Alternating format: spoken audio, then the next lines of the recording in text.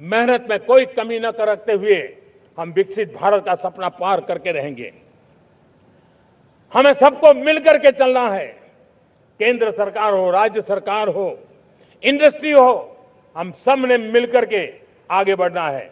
हमें रिफॉर्म्स करते रहना है, रिफॉर्म्स को आगे बढ़ाते रहना है। और मैंने पहले भी कहा था, हम रिफॉर्म कंपल्सन से नहीं, कन्विक्शन से कर रहे हैं, लक्ष्य को प्राप्त करने के लिए कर रहे हैं। मेरे प्यारे देशवासियों, जब मैं विकसित भारत की बात कर रहा हूं, देश को तेज गति से आगे बढ़ाने की बात कर रहा हूं, उसका सबसे बड़ा लाभार्थी कौन है? इन सारे प्रयासों का सबसे बड़ा साधक कौन है? अगर साधक है तो मेरे देश का युवा है, मेरे देश की युवा शक्ति है। विकसित भारत की यात्रा में युवाओं की बहुत बड़ी भूमिका है। इतना ही नहीं, विकसित भारत का सबसे बड़ा लाभार्थी भी मेरे देश का युवा है। और इसलिए हमें विकसित भारत के लक्ष्य को युवाओं के साथ जोड़ करके आगे बढ़ाना है। युवाओं हमारी सर्वोच्च प्राथमिकता के साथ हमें आगे बढ़ना है। साथियों, पिछले 10-12 साल में उस दिशा में बहुत कुछ हुआ है।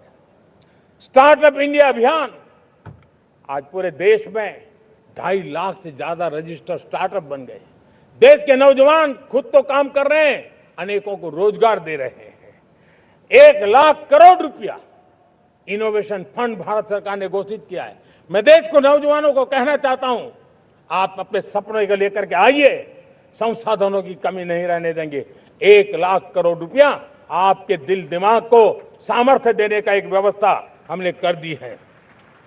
रिसर्च के नए अवसर मिले, डिजिटल इंडिया के नए सस्ते डेटा, ये युवाओं को सशक्त किया। दुनिया में सस्ता डेटा कहीं है तो भारत की धरती पर है। और देश के नौजवानों को नई ताकत दी है। स्किल इंडिया हमने नेशनल प्रोग्राम बनाया है। स्पेस सेक्टर को हमने ओपन कर दिया। नेशनल ड्रोन पॉलिसी हमने बनाई है। खेलो इंडिया पॉलिसी बनाई है। 35 वर्षों तक एजुकेशन पॉलिसी नहीं थी, नई एजुकेशन पॉलिसी लेकर के आए हैं।